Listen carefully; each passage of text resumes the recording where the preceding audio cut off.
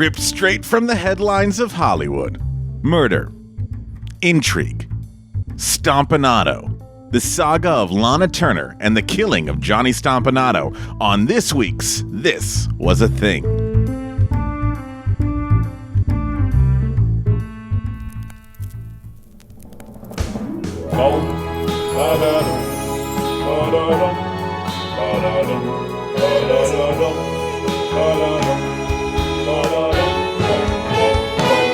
This was a thing. Cigarette ads at Disneyland. This was a thing. Deborah and Bert kiss in the sand. Lana Turner kicks the bucket. Elvis Presley starts to sing. And Liz Taylor's many husbands were a thing. Hi, I'm Ray. And I'm Rob. And you're listening to This Was a Thing, the podcast that dives deep into the cultural happenings of yesteryear. On today's episode, we are looking at the murder of Johnny Stompanato. Murder? Murder. Now, this was a thing because the murder of Johnny Stompanato was the most talked about Tinsel Town murder for many years after he was discovered stabbed to death in 1958. While Stompanto was a gangster, and gangsters, were known for ending up dead under mysterious circumstances, it was the fact that Stompanto had been killed by 14-year-old Cheryl Crane that made this case a sensation. Who was Cheryl Crane? Good question. Why? She was the daughter of Hollywood's most famous Cinderella story, the actress Lana Turner. Why did Lana's daughter kill her mom's boyfriend? And did she actually kill her mom's boyfriend? Well, let's find out who was behind one of Hollywood's most notorious true crimes. While O.J. and Robert Blake and Phil Spector have all eclipsed the Johnny Stompanato crime in our recent minds, we have to remember that this murder was really the beginning of America's obsession with not only Hollywood crimes, but one of the first cases where an actor's on-screen persona was synonymous with their off-screen persona. To tell you a little bit more about Lana Turner, I want to get a quote here from Dorothy Kilgallen. Lana Turner, this is from Dorothy Kilgallen. She says, Lana Turner is a superstar for many reasons, but chiefly because she is the same off-screen as she is on. Some of the stars are magnetic dazzlers on celluloid and ordinary practical polo-coated little things in private life. Not so Lana. No one who adored her in movies would be disappointed to meet her in the flesh. The flesh is the same. The biography is as colorful as any plot she has ever romped through on screen. The clothes she wears are just like the clothes you pay to see her in on Saturday night at the Bijou. The physical allure is just as heavy when she looks at a head waiter as when she looks at a hero. So, who was Lana Turner, the mother of Cheryl Crane, who killed Johnny Stompanato?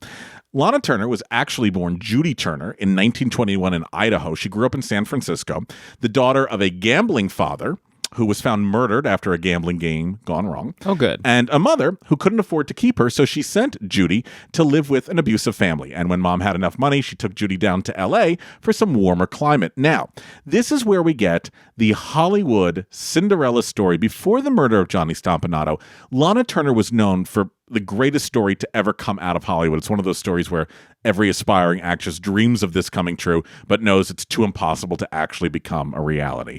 And that's to meet you, Ray Hebel. Hi, how are you? Ray Hebel. In one moment, Judy Turner went from regular girl sipping a milkshake to one of the most internationally recognized stars Hollywood has ever seen. Bye-bye, Milkshake Judy. Hello, Hollywood Lana. All my milkshakes bring the boys to MGM.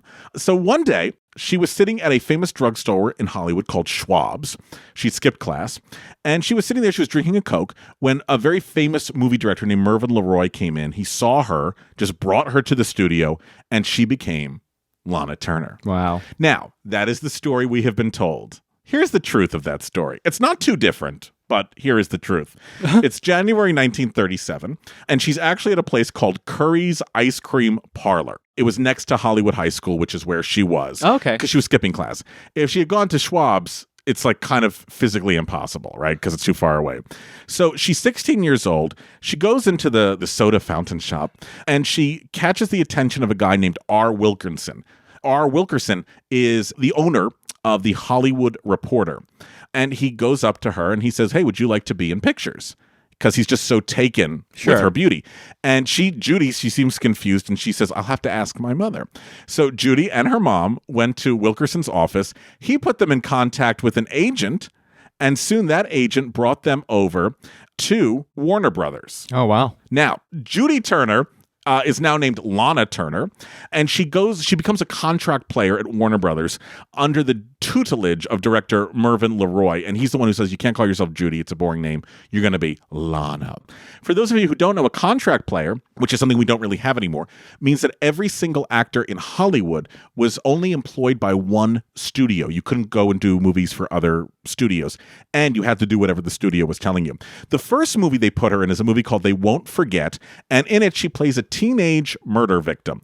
Now, what's interesting about Lana Turner is all the movies that she appears in some way, shape, or form, is predicting what her life is eventually going to turn out to be. She gets a fantastic write-up in The Hollywood Reporter, even though she has a small role. Hollywood Reporter, of course, because that's the guy who found her.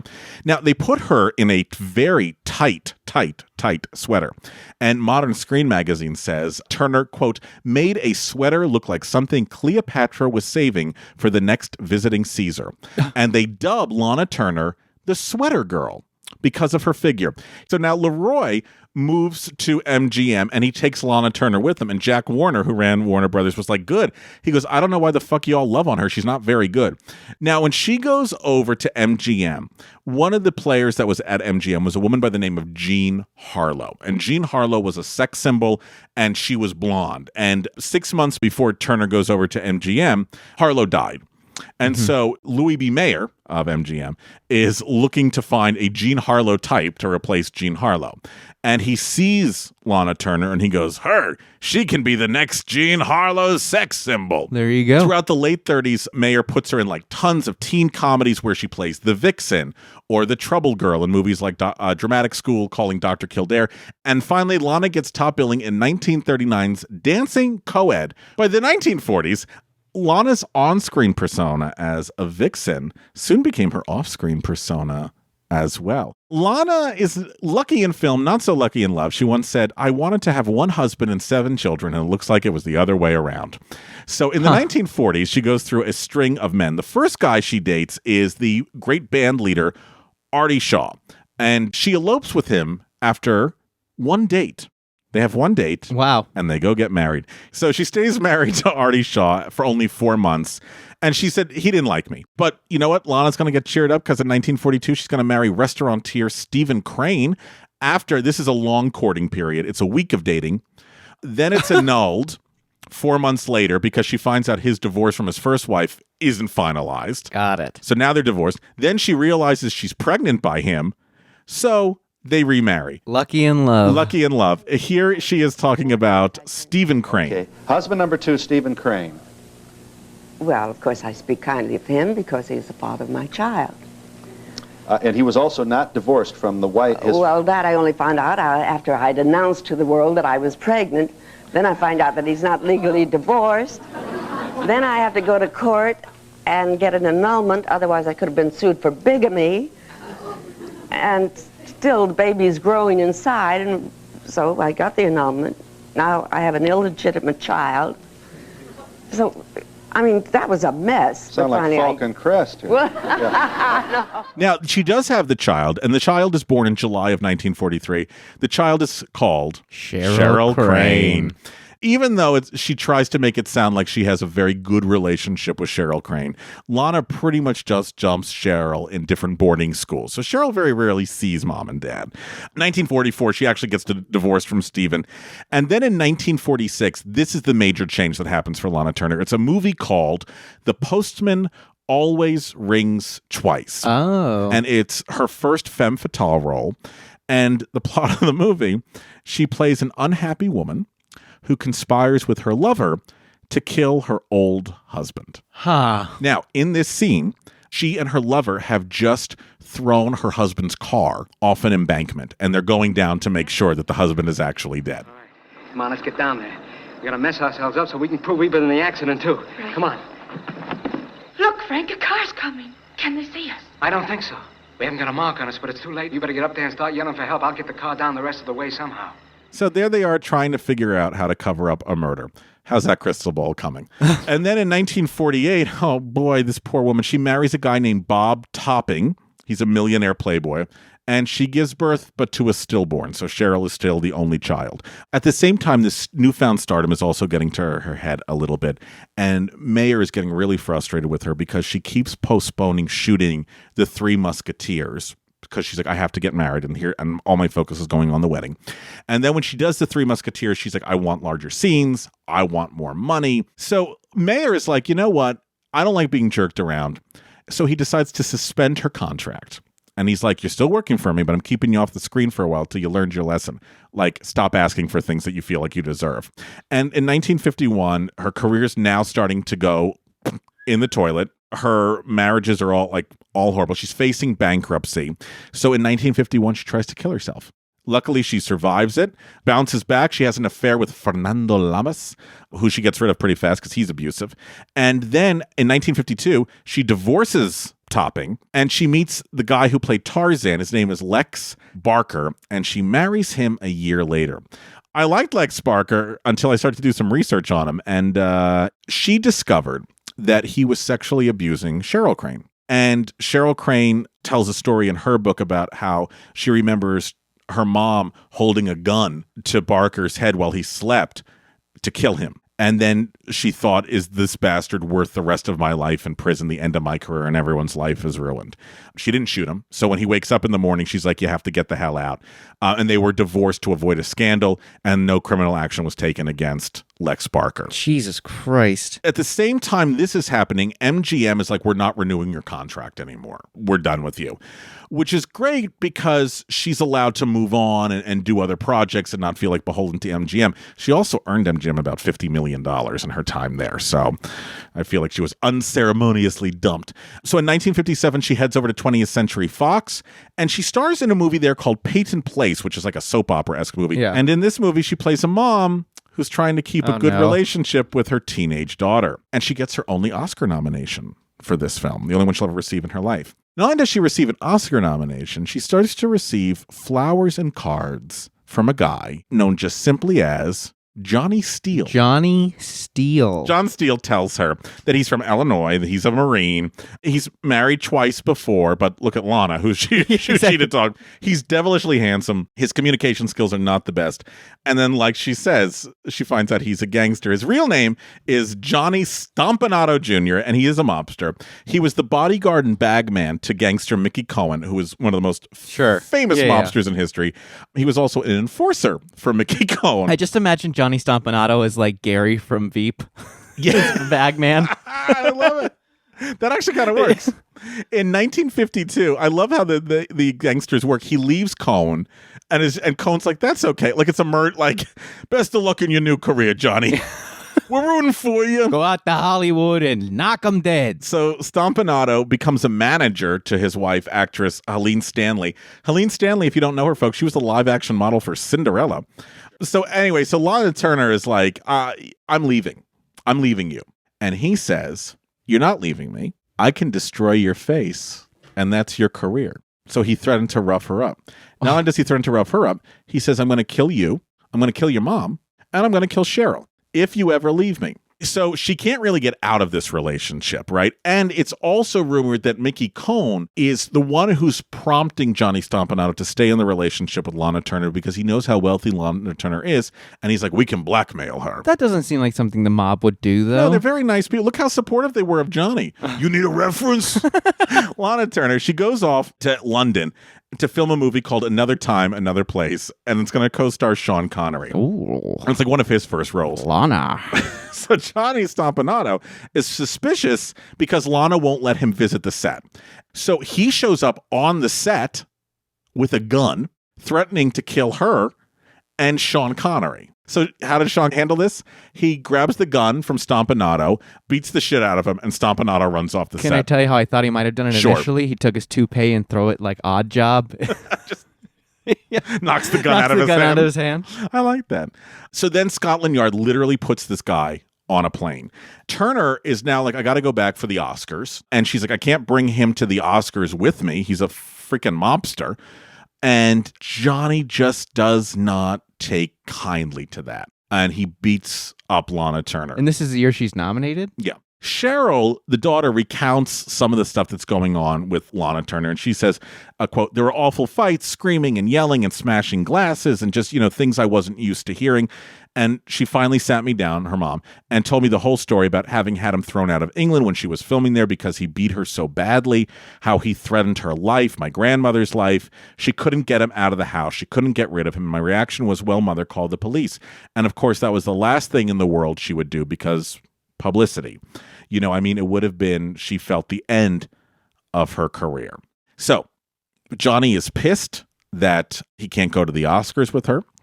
And we are going to go, folks, to April 4th, 1958. And this is the public account of what happened. Lana Turner was home. Johnny Stompanato showed up to her house. Lana doesn't want to argue in front of Cheryl. So she and Johnny go into her bedroom to argue. Cheryl hears all of the yelling going on in the bedroom, is very frightened for her mother, runs to the kitchen and grabs a kitchen knife. And as she's running up the stairs to go into her mom's bedroom, Johnny is grabbing his clothing from the closet because he's like, I'm leaving, to hell with you. So just as he's moving past Lana to go out of the bedroom, he's putting the jacket above over his shoulder, and Cheryl is there, and she thrusts out her arm. Lana says from her point of view, she thought that Cheryl had just punched Johnny. And then he says, oh my God, Cheryl, what have you done? So then apparently he falls to the floor. His eyes are closed. He's wheezing awfully. And Cheryl backs away and drops the knife. And Lana realizes she hadn't punched Johnny. She stabbed him. So Lana apparently, or allegedly, puts Cheryl back into her room. And she tries to save Johnny Stompanato's life. It's fruitless. And then at age 32, Johnny Stompanato is dead from being stabbed by Cheryl Crane. Now, that's the story most people know. Here's some other accounts of what happened that night. A few days before the killing, Lana Turner told her daughter, I'm afraid of him. You've got to help me. Now, after he's stabbed, who would be the first person you would call? 911. They don't call 911. Cheryl calls her dad, Stephen Crane, and it's like, this is what's happened. And Lana calls her mother, and the mother calls a doctor. And the doctor runs over, and he tries to give Johnny mouth-to-mouth resuscitation. And the doctor's a family friend, by the way. He's not like some random that they found in the phone book. He's knows the everybody. go-to. He's the go-to. He gives Johnny a shot of adrenaline directly into his heart to see if he can get the heart going. Oh, my God. And nothing happens. And Johnny Stompanato, our military hero, wannabe actor, small-time hood, he's dead. Then the next call would be to whom? Remember, you said the police is the first call, and the police has not even been the third call at this point. Who do they call next? Geez, let's go over who the story has. Louis B. Mayer. No, but that would be great. They call a guy named Jerry Geisler. Jerry Geisler is the lawyer at the time. He's the one who defended Douglas Fairbanks and Charlie Chaplin on like various rape charges. He comes to the house. Then they call the police. And the police are like, you need to come downtown for questioning Lana and Cheryl.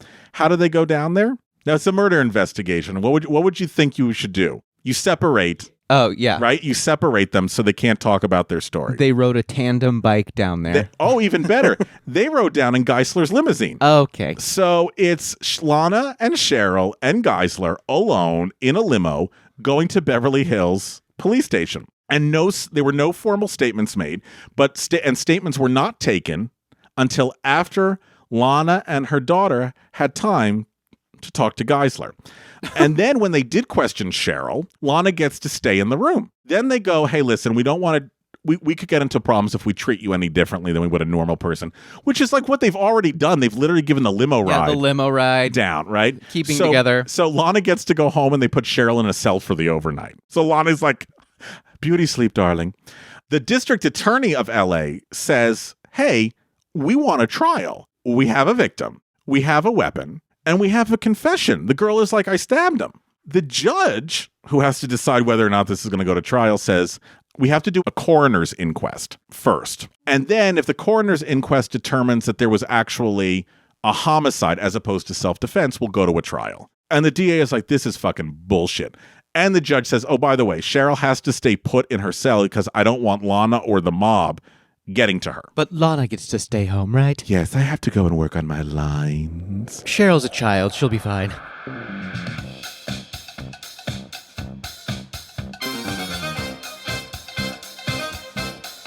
Hey, friends, hope you're enjoying the show.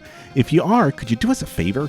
After you listen to today's episode, open up your podcast app and leave us a review. Please. The more reviews we get, the more people will discover us, and the more people that discover us, the less lost we'll feel. You're good, buddy. It's okay. Look, nothing has ever been easier to do. Just go ahead and grab a pen real quick. It's okay. We'll wait. Don't worry. Okay, head on over to your podcast app, click those 3 dots in the lower right-hand corner, click Go to Show, scroll down till you see ratings and reviews, then leave us some stars and a comment or two so our parents know that it was worth all the tuition that they spent. And if you really love us, head on over to patreon.com and send us some money, and in return, you will get access to merch, special episodes, bonus content, pictures of me shirtless. Okay, that's patreon.com. Search This Was a Thing and help us out. But you know what? You've already helped us out today by listening to us, and we can't tell you how much we appreciate that, so thank you. Thank you. Okay, so now we're waiting for this coroner's inquest to figure out if there is an actual crime that they can proceed to put on trial, all right? Here's a couple of things, though, that are suspicious about this crime scene. Now, you have to remember, she has confessed, Cheryl, and Cheryl and Lana's stories never, ever differ. It's legitimately always word for word, always the same account. And a lot of times when it's not a correct event, the stories will change. Their stories have always stayed the same. Yep. So when the cops get in there, the knife isn't on the floor. It's in the sink. And when the police find the knife, there's no prints on the knife at all. Huh.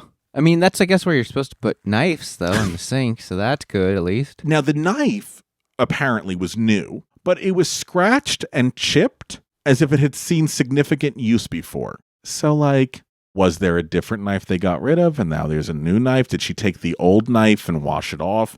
This is weird. Now, there was no blood in the bedroom or on Lana Turner's clothes, and the bedroom wasn't in any sort of disarray. Now, times were different because the press come in and take a photograph of Johnny's body laying on the floor. It looks interesting. You can look at the photo. Yeah. It's not a bloody crime scene by any stretch of the imagination. And her bedroom is not in any sort of disarray, right? So there was a fight, but everything looks put together. She said that he was beating her up, but everything kind of looks perfect in the house. And finally, the blood on the knife contained several light and dark fibers or hairs, which could never be identified. I wonder if carpet or even... Or was he in bed with somebody, or was he with somebody? And that's where that's coming from. So automatically we have some questions, folks. We have some questions, all right? Now, remember Mickey Cohen, the gangster who does the great letters of recommendation? Oh, he's great. He's the one that the police called to identify Johnny Stompanato's body. And he says, I want him shipped home with Marine military honors because he was a Marine. After Mickey gets Johnny buried, Mickey then goes to the press. And he tells the press, I think something fishy's going on here. He goes, the daughter didn't kill Johnny. Lana killed Johnny. That's what he's saying. Now, this case, folks, is now an international sensation. We have to remember how famous Lana Turner was. It's what do they call it? Sexy stories, right? The daughter killed it. The daughter killed to defend her mom. Should the daughter be punished for this? Then there's the rumor, did Lana actually kill her and the daughter's taking the rap for it? The guy was a mobster. And literally the newspapers the next morning all had photos of Johnny Stompanato's body all over the front page. April 11th, 1958 is the actual coroner's inquest. And remember, the inquest is going to be, was there a crime? Can you determine from the matter of death, is there a crime? And if there is, we'll go to a trial, all right? More than 100 journalists cover this story at the courthouse. There's 160 seats in the courtroom. 120 of them are for the press.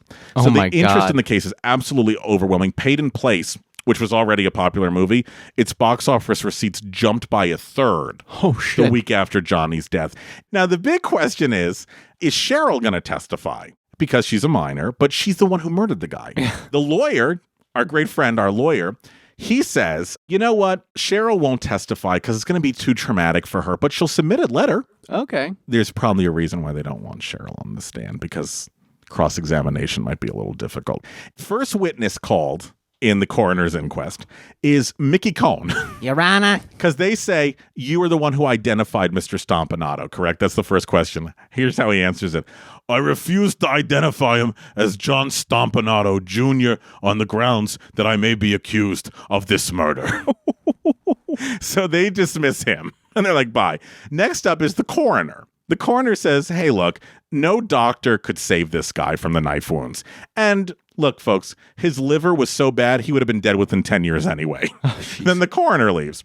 Now, here it comes, folks. Our star witness, Miss Lana Turner. Lana. She comes in, she's wearing this like gray coat and gray silk tweed dress, and she comes through like the Hall of Records, through the reporters, through the crowd, like with her handkerchief. She looks like she's in a movie. She gets on the stand, she takes off one white glove to expose her silver fingernails, and she trembles. She puts her hand to her face to fight control of tears that threaten to overcome her at any point. Rob is acting out all of this. I just want everyone to know. Reporters said that she stared down at her twisting hands or out over the heads of the spectators as though mumbling the details of an incredible nightmare. And she said Johnny was hyper-possessive and prone to fits of violent rage.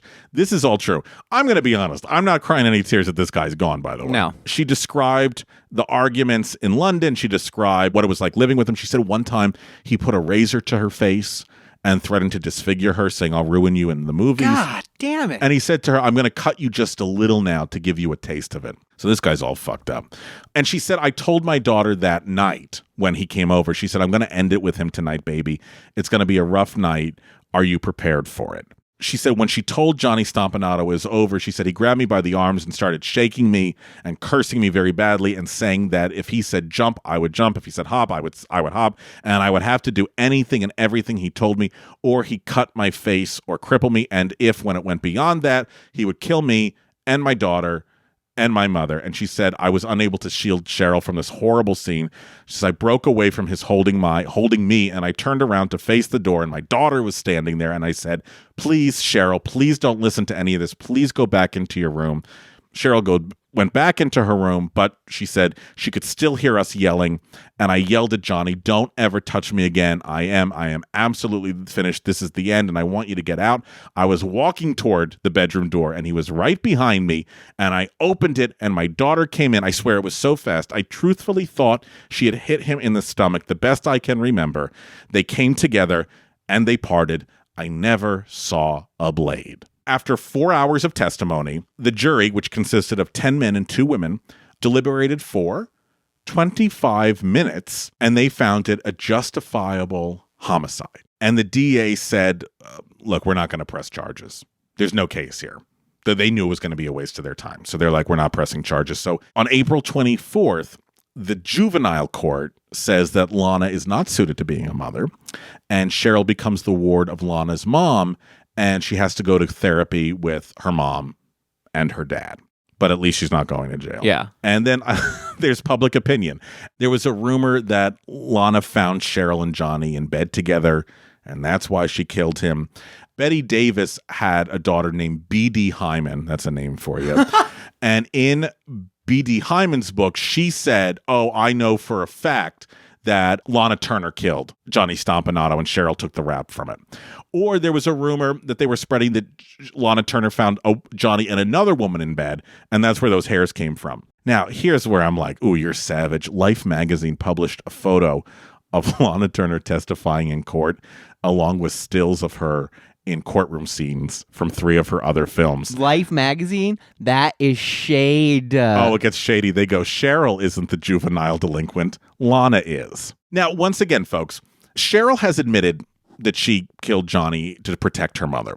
Lana has admitted that Cheryl killed. I admit, Cheryl did it. I admit Cheryl did do this. But the stories have never changed. And years and years and years and years and years have gone by. And it's always been the same story from the two of them. And this is where now it starts to get also a little bit more odd. I'm going to explain it to you and you tell me what you think. So Stompanato's family sought a wrongful death suit of $750,000 against Lana Turner and Stephen Crane. So in June of 1958, they had to start taking depositions in this wrongful death suit. William Jerome Pollock, who was the attorney overseeing the case, he presents evidence that Stompanato was stabbed while he was laying down. That's not good. Representing the Crane family and the Turners is a guy named Lowell Dryden.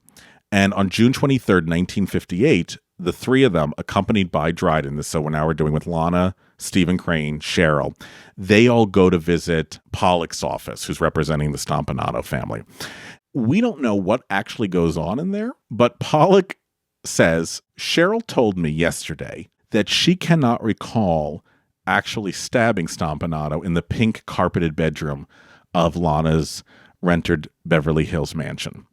And Pollock further stated that Cheryl could not recall providing the written statement, remember that letter? Sure. On her behalf during that first inquest. So maybe the letter was not written by Cheryl. And no matter what happens, in May of 1962, their suit was settled out of court for $20,000. So either they said, we're going to pay you off to get rid of you, or maybe they realized the $20,000 would be less trouble in the long run. So folks, you make your conclusions. There's no right, there's no wrong answer on all of this. Now, this case has kept resurfacing over time. And like I said, the O.J. Simpson's trial sort of superseded and all these other trials that have come since then. But there's a lot of film adaptations and like loosely based stories on the Lana Turner case. In 1962, Harold Robbins wrote a novel called Where Love Has Gone. And they did a 1964 film adaptation of it that starred Betty Davis and Susan Hayward. Here's the courtroom scene from that. In this particular letter, Danny says when we're married, you knew she hoped to marry Lazich even at her age. No, I didn't. And you knew they already were making love. No. That Danny, even at her age, was not a virgin. I didn't know it then. Miss Spicer told me You later. couldn't tolerate a 15-year-old girl taking your lover away from you. Look, stop it. You knew you had to do something and do it fast.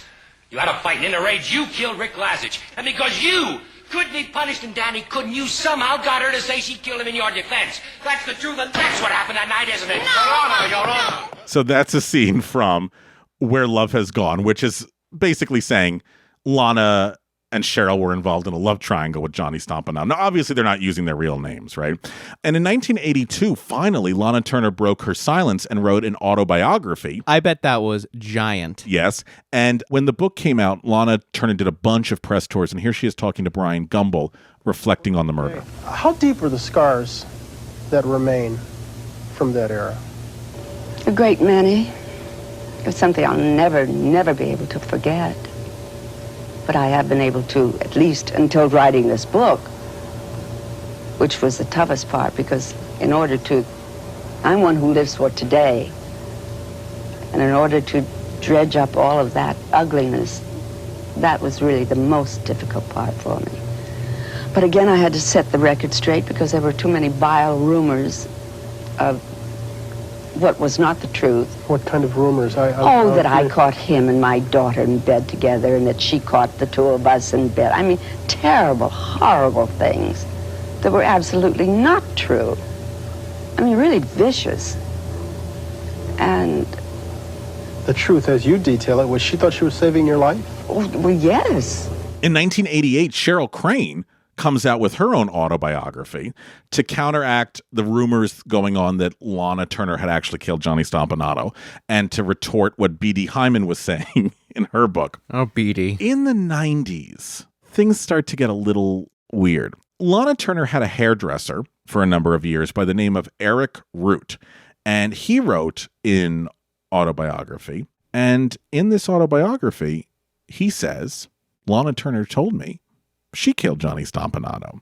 Here is Eric Root. She came home before she was supposed to, and she found this woman in bed with Stompanto in her king-size bed. And I said in my book, this is what she told me, because he came after her and did this. Nobody does that to Lana. Shook her by her shoulders, her wide shoulders. And he kept shaking her. Nobody shakes Lana. She went like this. Didn't mean to kill him, but she got it in the right spot. I said, how did you feel? She said, I wanted to kill myself.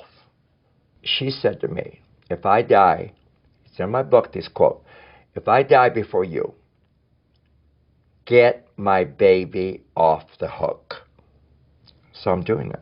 So that was her hairdresser, who was selling a book at the time. I don't know if you noticed. I mean, the feeling was they thought, okay, well, if Cheryl admits it, she's a juvenile, she has a better chance of surviving this thing and getting out alive than if Lana did it. Now, Cheryl Crane, in regards to Eric Root's book, says this is totally false. She says the idea that Root had in his book is so far-fetched. You know, everybody has something they want to sell.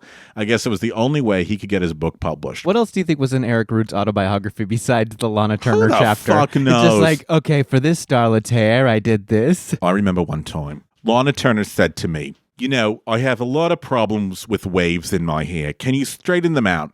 Sort of the same way I straightened out Johnny Stompanato by stabbing him to death. And I said, Lana, what did you say? And she said, oh, I let it slip. I let it slip. And I put down that Cosmo she was reading. And I said, now you listen to me, Miss Lana Turner. Miss Loose Lips, thinks ships, Miss Broad Shoulders. I remember the time that Liz Taylor told me she kidnapped Patty Hearst. I was giving Liz her traditional perm. And she said, I said, how are you doing today, Liz? And she said, oh, it's so horrible. She's like, we're hiding Patty Hearst in my house. And I said, what did you say? And she said, oh, nothing. She's like, I shouldn't have even said that. And I said, now you look at me, Liz Taylor. Now you look at me, Miss Butterfield A with those beautiful violet eyes. You tell Eric Root what you just said to me right now. So Lana, you know, listen, she went the way most movie stars of that era did. She married 3 more times. God bless her. Like most eras of like movie most stars, star. yeah. Like Liz Taylor.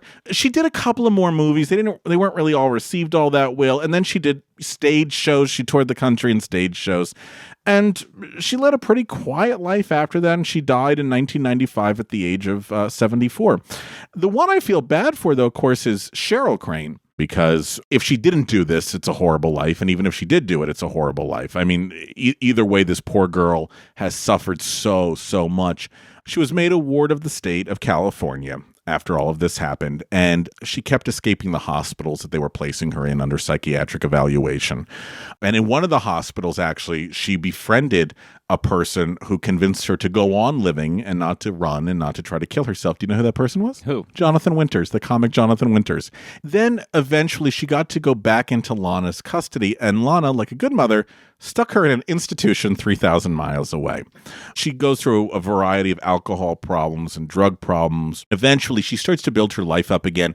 She got to go work at her dad's restaurant, Stephen Crane. Okay. And she became an entrepreneur in that way. She found love in her life, which I love. She came out as gay in the book. She said she'd come out to her parents at age 13. She lived in Hawaii for a bit. And then when Lana died, Lana left her $1.7 million estate to her maid. Wow. I don't think Lana Turner will win Mother of the Year anytime soon. Are you fucking kidding me? When we come back, you can tell me how you feel about Lana's maid getting $1.7 million. We'll be right back. This was a thing. And now, this is a sketch.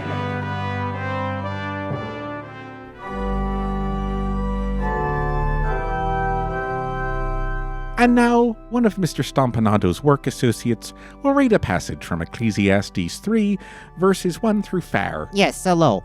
I'm Mr. Stompanato's, work associate. Here's something from God. There's a time for everything, and a season for every activity under the heavens. A time to be born, and a time to die. Ain't that the fucking truth? Sir, please. Sorry, Your Popeness. A time to plant and a time to uproot. A time to kill and a time to heal. I can tell you one thing, Johnny ain't healing. Please, just finish the passage. A time to tear down and a time to build.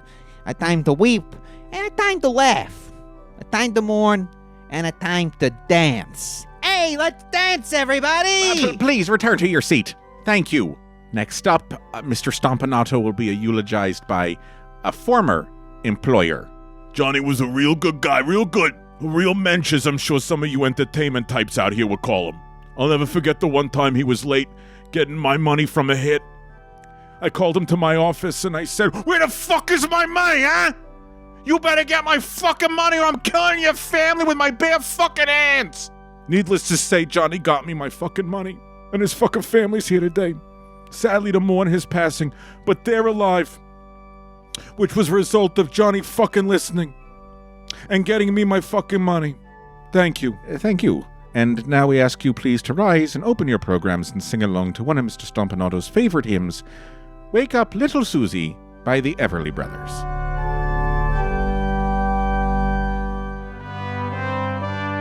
Thank you. This was a sketch. All right, so what is this legacy of the Johnny Stompanato murder case? Well, first of all, it gives us this Hollywood Cinderella story in Lana Turner, which is a person who was just sitting in a restaurant and all of a sudden the next day she's in front of the movie cameras. It's also one of the first times we're really seeing the public conflating the performer with the character. The fact that there's really no separation between the person Lana Turner plays on screen and that behavior and the person who Lana is off screen and that behavior. Yes, there had been people where maybe there were similar traits being shared, but nothing that was so identical as this. And it's very hard then, I think, for the public to decide, well, what is real and what is not real. And of course, it sort of gives birth to the modern Hollywood trial and media circus. Now, we know there was the Roscoe Fatty Arbuckle case in the early 20s, but this is really setting the template of how media is going to react and intrude in people's personal lives. You know, if this was happening today, first of all, this would be on the news 24/7. You'd have 4,000 podcasts all about Lana, Lana's mother, Cheryl's house, take. Cheryl, the hairdresser. What Mickey Cohen really likes to eat. Hello, you're here with Mickey and Meatballs, the podcast where Mickey talks about what he likes to eat. And guess what? Every episode's the same.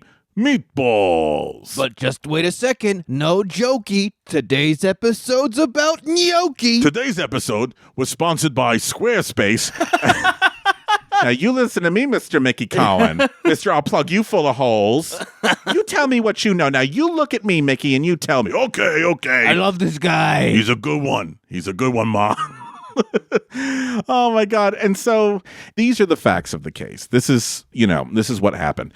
So let me ask you, my friend, what do you think happened to Johnny Stompanato that evening? I mean, I think Lana did it. Okay. And yes, it makes sense that, Cheryl taking the fall, it just works out better for all parties. But for Lana to even go well, you know what? If we blame Cheryl, she'll get out of it at first. And then she doesn't even fucking leave her the money that I'm just shocked by that. I don't know what the kind of relationship was. And I will say, I think it's crazy that, awesome for the time that Cheryl was only 13 when she came out to her parents. Yeah, that's for the time. I guess it just, I don't know, it just shows some kind of understanding and maturity at that age. Oh my God, yeah.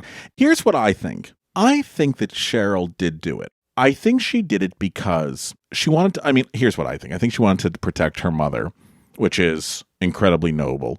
But also, now this is me playing armchair psychiatrist and psychologist, so please forgive me. And I don't mean to, but I kind of have a feeling for somebody like Cheryl, who was born and then mom just was like, I'll get to you when I get to you. You're not really a priority. Yeah. Or based on what I'm reading and stuff, you're not really a priority to me. This was maybe a really important way to show her mom, look how much I love you. Please keep me in your life. Yeah. Or maybe Cheryl was like, I fear for my own life and I have to take matters into my own hands.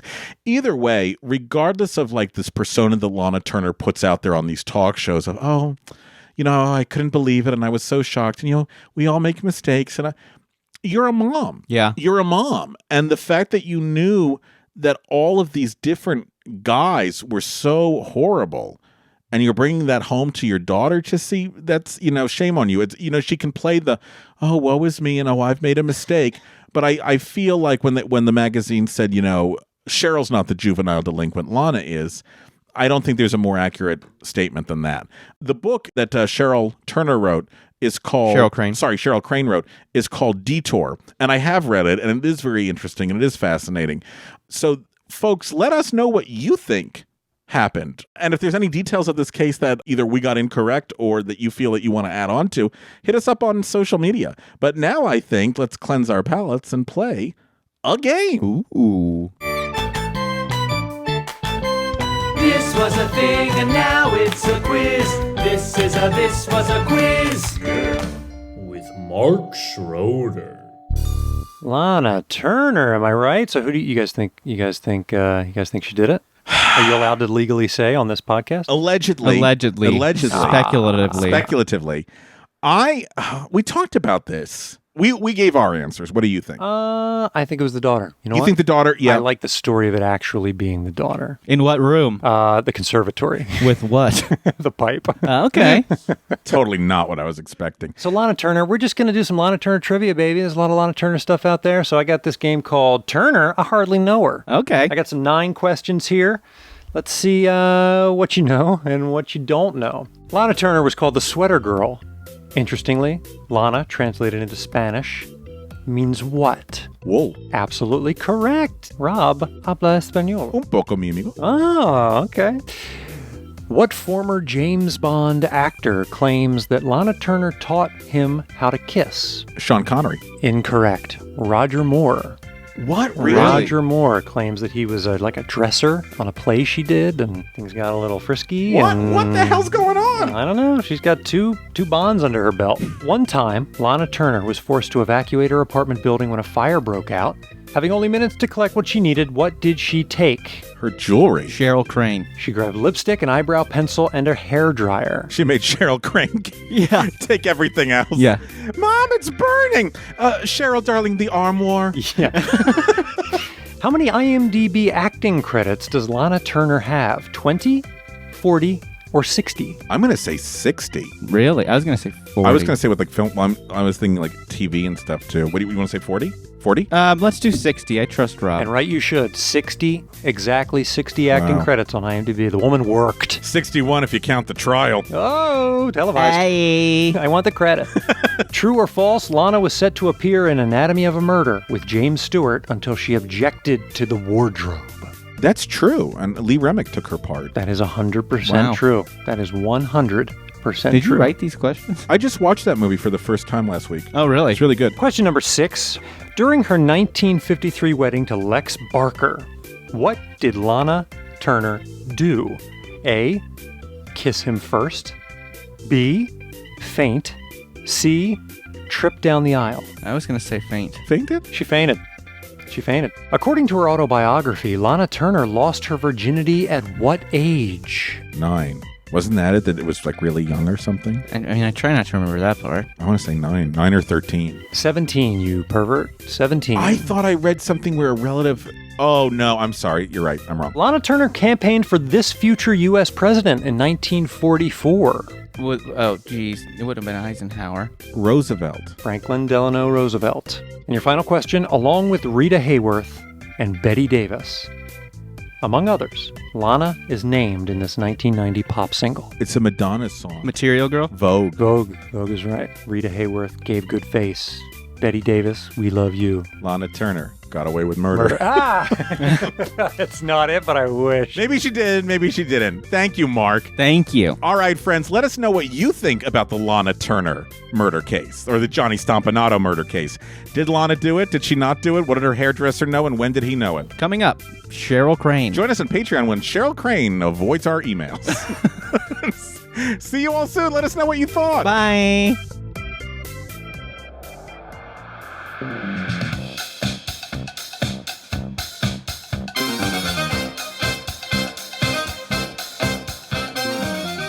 Thanks for listening to This Was a Thing, and a big thanks to the folks that keep this show running. Our editor, Daniel Cut Schwartzberg, our composer, Billy Better Than DC Reese, our social media director, Gabe #Crawford, our graphic designer, Natalie's Nothing's Too Graphic DeSavia, and finally, our games coordinator, Mark the Shark Schroeder. If you liked what we did today, make sure to head on over to iTunes to rate and review us. The more stars you leave us, the more love we feel. Hey, speaking of love, show us some social media love. Follow us on Instagram and Twitter at This Was a Thing Pod, and Facebook we are This Was a Thing Podcast. Reach out. We'd love to hear from you. And if you really liked what we did today, head on over to patreon.com and become one of our sponsors, and you'll get access to special episodes, interviews, and merch. That's Patreon. Search This Was a Thing and support us so we can keep doing this show.